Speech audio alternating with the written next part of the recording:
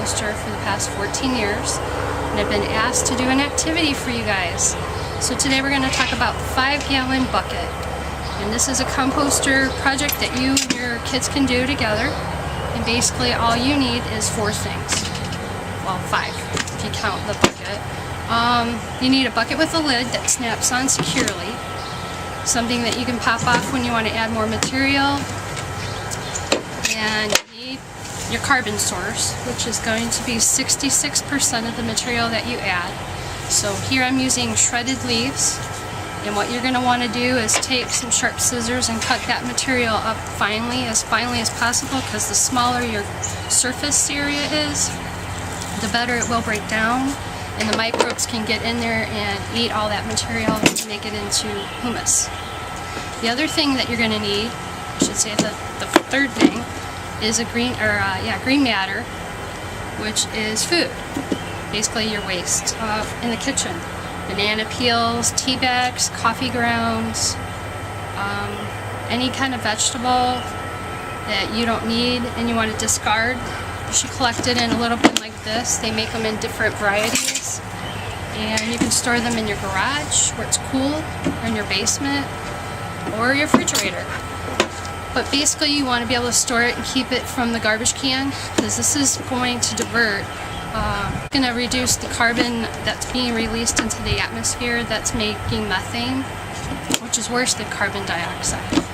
So you want to make sure that you save that, and you're going to do the same thing that you did with the leaves, or you can use newspaper. You want to shred that up very small. So usually what I do when I have newspaper, I shred it, long strips.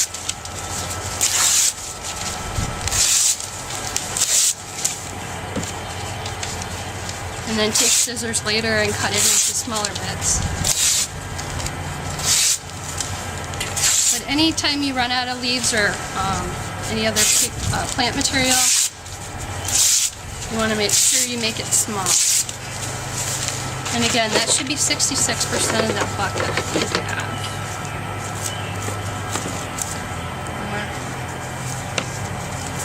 So again, you need some time to prepare your bucket.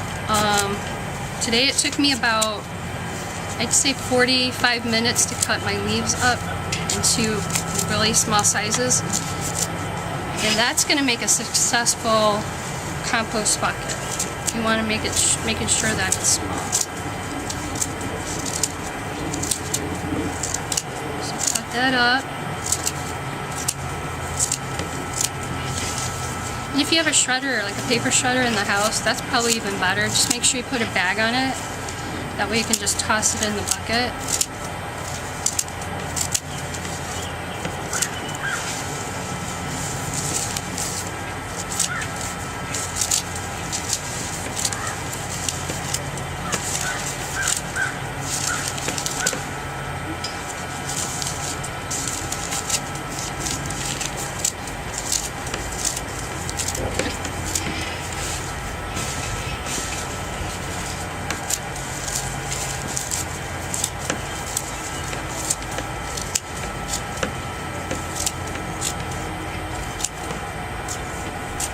Make sure you don't have anything to do and you're not hurried, or you should be able to take a few days to do this. Make sure you cut up your pieces small enough so it breaks down inside the bucket. And this is your foundation. You want to make sure you get it all set up. So we had the bucket, the carbon, 66%. You got your greens, which are 33% of your bucket. Then your soil. This is one of the things that most people don't think about. The soil. Soil is like probiotics in your gut. It adds microbes to the actual container. This is from my compost area in the back of the yard. I've been composting for years. So you don't have to have special soil unless your soil is not organic rich. I want to put rocks in there. Make sure you add enough that's going to inoculate your bucket. So don't be stingy. Make sure you add enough so you can get all in there. And the instructions have said 2 shovelfuls. That's probably not a bad idea. So here's my browns. I got them all shredded up and cut up in small pieces, except for this piece. And then I've added my soil. Now I got my food matter, and I'm going to do the same exact thing. I'm going to cut it up. Try to get rid of the stickers on your produce if you can. You don't want those in there. But the smaller the surface area, the better for your compost and your microbes in there. Make sure you get it all in there. And eggshells, smash them up. And here I've got pineapple. Cut that up real fine.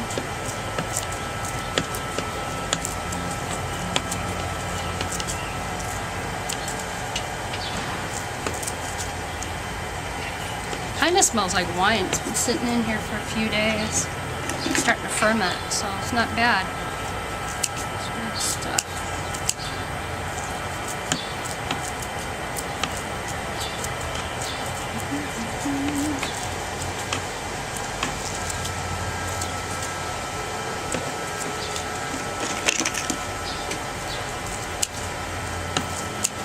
And if you are like me and you have a lot of vegetable scraps, you probably want to make a few 5-gallon bucket systems because you're going to probably run out of room by the end of the year. So you want to probably prepare a few of them if you can. What I like to do is run, like I said, run over the leaves with a mulching lawnmower and take my 65-gallon Rubbermaid garbage can with a snap-on lid and fill it up with all the shredded leaves I can, probably about 80% full, and then throw all my dirt in there and water it down like a wet sponge. And that's the 5th thing that you're going to need is water. That's another thing that a lot of people don't realize they need when they do a compost bin. You need water because microbes need to move around in there, and they need to get through the layers of the whole compost bin. And you got to mix it up and add air. And air is another one. You don't want to leave it closed and just sitting and getting gross. You need to add air. And so because we eat a lot of vegetables and fruit, we have a lot of fruit scraps and vegetable scraps, I'm opening this thing at least 5 times a week. And adding material to it. And you can use garden gloves or Rubbermaid gloves if you are grossed out by touching food and dirt. I don't care. I just get in it, get it done. Have some strawberry. See, you can tell that some of this food matter has actually got white frill or fibers on it, which is good. That means that it's fermenting and has mycelium in it. That is very good. It's actually fermenting again in the compost bin. When it turns green, that's not good, so we don't want green. And there's a little bit of, we call it tea, which I'm going to throw in here too. That'll inoculate that. I also have this really tough pineapple top. Try to cut it up as best as I can. As you know, these things are pretty tough, so I'm not sure if I'm going to be able to get it off. This will go in my outdoor bin. I've got one in the back here.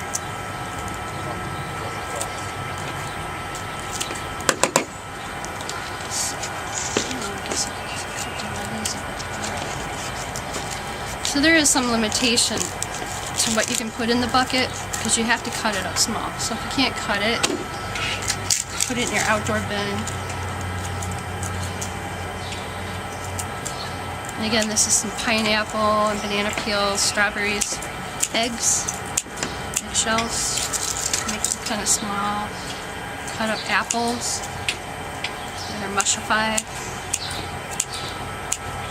And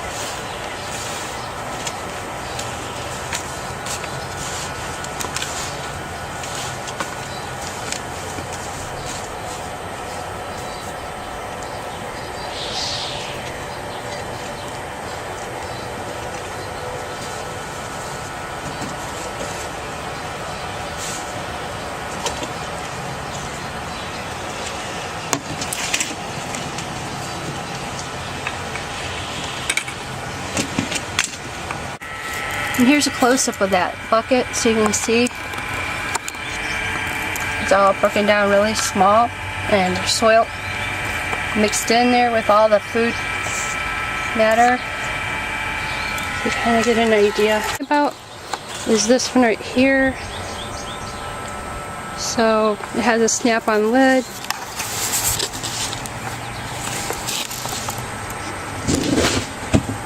And you can snap it down.